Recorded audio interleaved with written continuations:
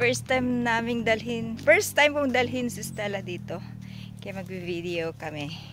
So, ayan everyone, welcome back to my channel. At dalhin natin tong mga aso sa bundok. Ayan. Maaga pa, kaya kami pa lang nandito. Ayan. Ayan na si Bodhi. Bodhi, wait for us. Wait for Stella. Go Stella, follow Bodhi. Ayan, parang cave siya na fern. May tumatahol na aso. And ayan na si Stella. Go Stella! Ayan. Ano yung dalawang aso. Naglalakad kami sa kabundukan. Madilim-dilim. Ang ganda talaga dito sa bundok. Nakaka-relax, no? Hindi mo namamalayan. Nakakalayo ka na ng lakad. So, ayun, umihi si Stella. May natumbang puno. Okay. Parang dito kami nakasalubong noon ng malaking baboy damo. Ayan. Actually, yung sinusundan namin ay bike trail. Dito. Saan ba yun papunta? Hindi ko alam. Siguro pababa din yan. Parang pababa din yan. Ay, oo nga. Yan yung isang daan. So, dito kami. So, may harang dyan. Ewan ko kung bakit may harang. Siguro dahil may natumbang puno.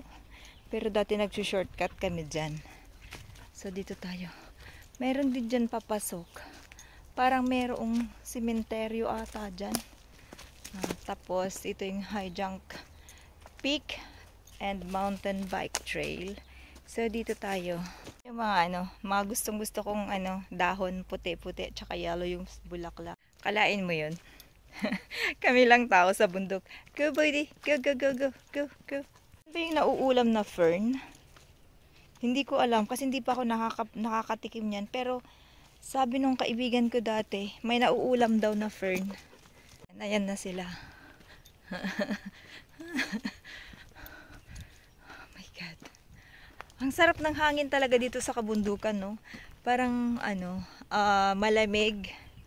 Na iba yung lamig niya, iba sa aircon. Ito yung isa sa pinakagusto kong spot dito. Ang gaganda ng mga kahoy. Yung mga straight yung mga nila. Ang mga puno nila. Ang ganda. Hindi na siya straight pero karamihan siya nakataas na ganyan. Gusto ko tong punong kahoy na to. May puno doon na yung lumabas na yung mga ugat niya. Yung mga na-damage nung bagyo, oh. May mga puno na natumba. Doon din. May nakikita ako na, ayan, natumbang puno. Laki ng bato.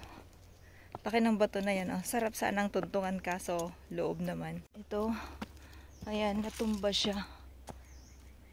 Na-uproot siya. Okay. Tapos, nag-shortcut na si Bodhi. Actually, ang daan ay dito. Ayan, can you imagine? Layo na ng pinanggalingan namin.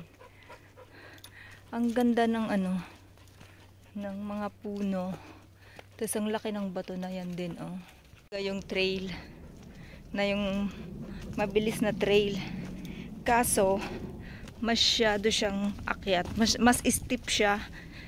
Kaya ang sinusundan namin ay ang bike trail kasi mas patag siya. Although mas malayo-layo siya ng konti.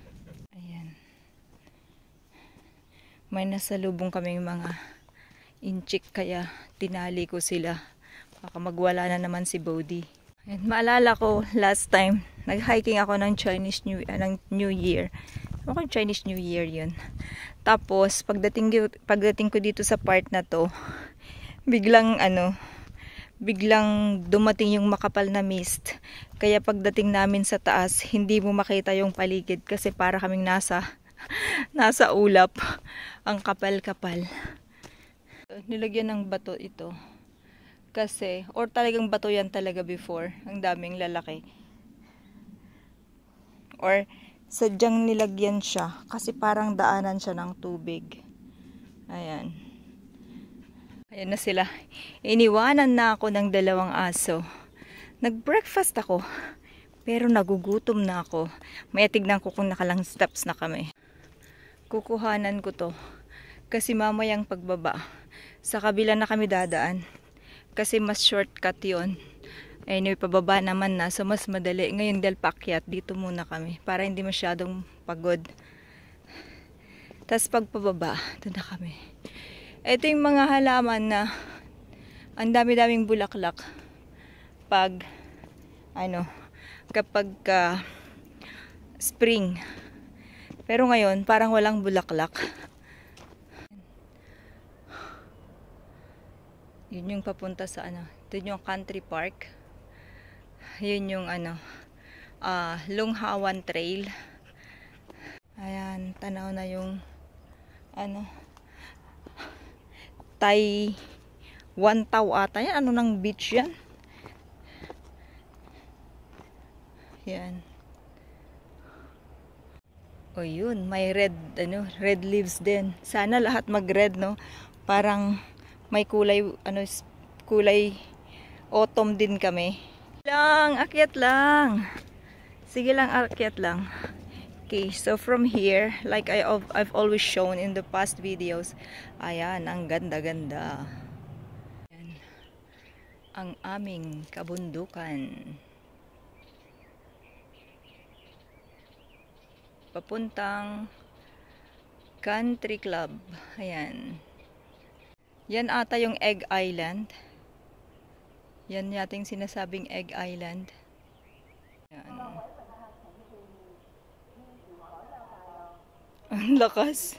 Ayan. Papunta na kami dito. Asan na yung dalawang aso? Asan na yung dalawang aso? Ayan.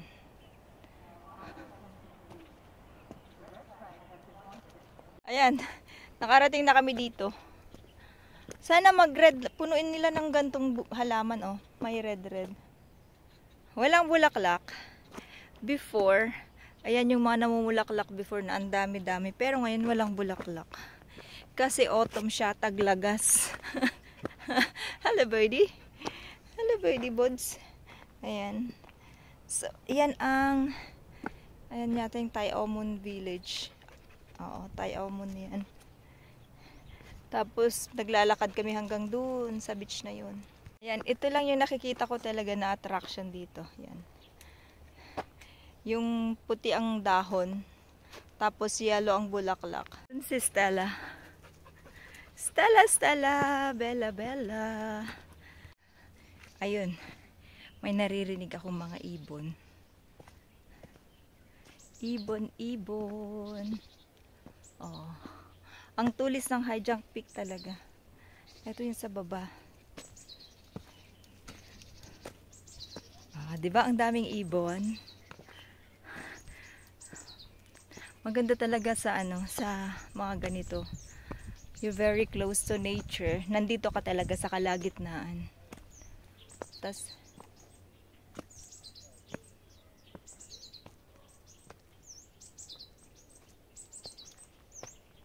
asan sila?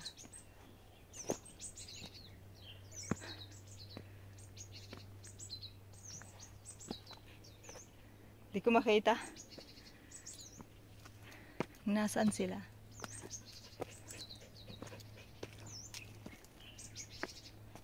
Ayun. May orange din. Sana dumami pa yung ganyan, no? Para pag fall, meron din ditong red at saka orange na dahon.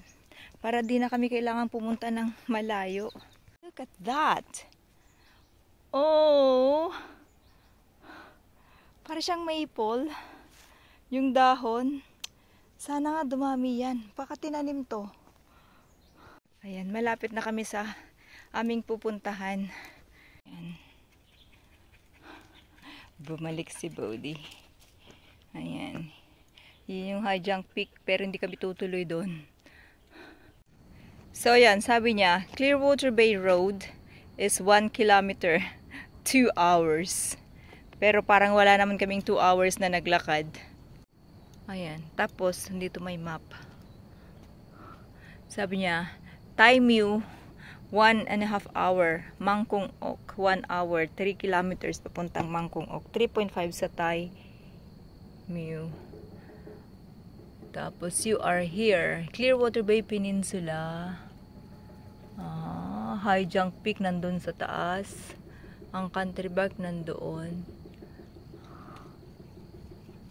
Ayun. Okay. So, ang Lohas Park doon sa part na yun pala. Okay, puntahan natin yung sa harapan. Diyan yung patuloy na yan yung trail talaga. Continuation ng trail papuntang Country Club. Tapos, ito naman yung viewpoint dito sa na to. Hanggang dito na lang kasi kami. Dito na kami magpapatuloy. So, be careful, Bodhi, kasi yan ay bangin. Bangin yan. So, yan ay Chungkwan O ata yan. Sabi ni Amo, Chungkwan O yan eh. So, Chungkwan O siya. Hindi lang kita doon. Parang sa industrial estate. Ay, hindi naman. Ayan. Siguro nga, Chungkwan O yan. Ayan. Yan. Ayan, uwi na kasi kami, may mga tao na. Baka mamaya may na naman, ma-upset na naman si Bodhi. So, dito na kami ngayon maglalakad sa shortcut. Kaya mas mabilis na kaming makakauwi. Tignan natin kung anong oras tayo makakarating. Ito ang dahilan kung bakit kami hindi dito umaakyat. Kasi medyo steep itong part na to. Itong daan na to. I mean, itong way na to ay medyo akyat talaga siya. Ayan. And then natin si Stella. Nauna na si Stella. Ayan, diba? Medyo akyat talaga siya. Palusong.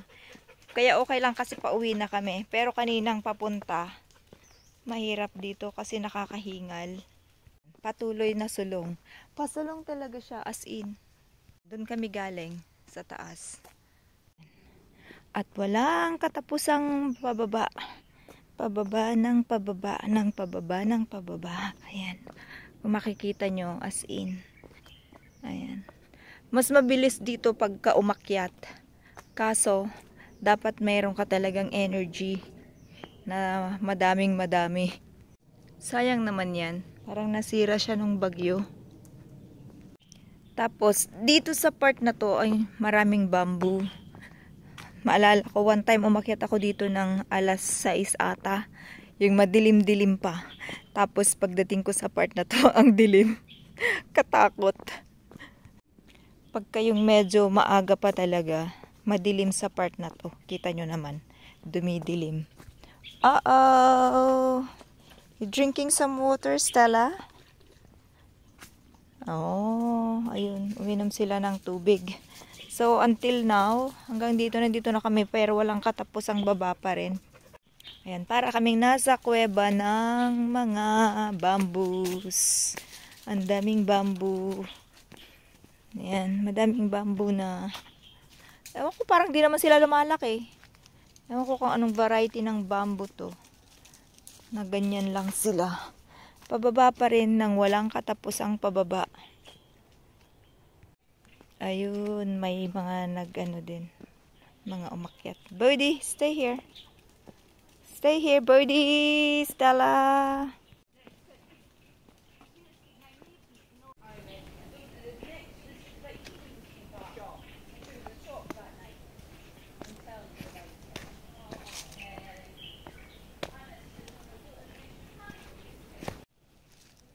Yun, nandun sila.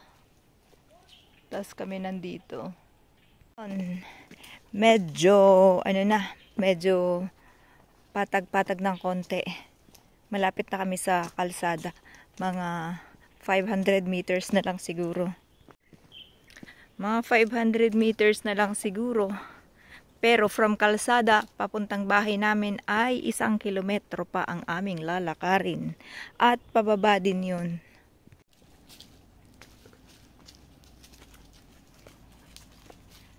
Ayan. Malapit na kami. Dinig na yung mga yung mga sasakyan. Ayan yung mga napinsala ng bagyo. Pinutol nila. Ayan. Tinali ko na sila. Kasi baka tumakbo sila sa kalsada. Sabi niya, this path is not a designated mountain bike trail. In country parks, no person, including any mountain bike permit holder, is allowed to bring any bicycle into this path. Offenders will be prosecuted. Ayan, ang aming journey ngayong umagang ito. Ayan sila, go, go, go. Ayan. Ate, nilalagay ko yung harness na blue kay Body, kay Stella yung red. Tapos yung leash na red kay Body, kay Stella yung blue. Pero sinaamo pinagterno nila, kaya yan na rin ginagawa ko. Ayan.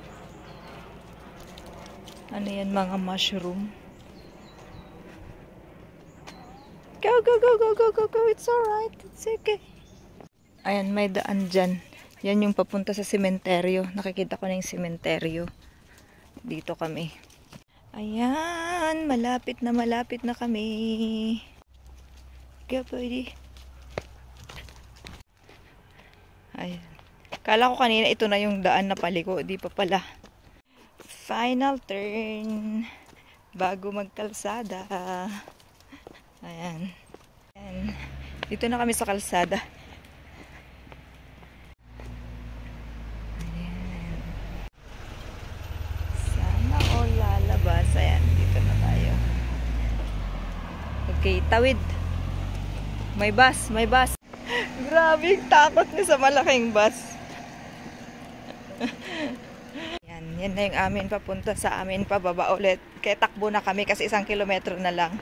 Ang ganda ng bulaklak. Bago yan ah. Oh. Gustong gusto siya ng mga ano, paru-paro. Ang daming paru-paro kanina dyan.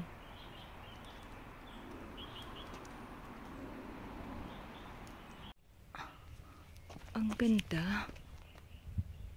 Ang daming yelong bulaklak.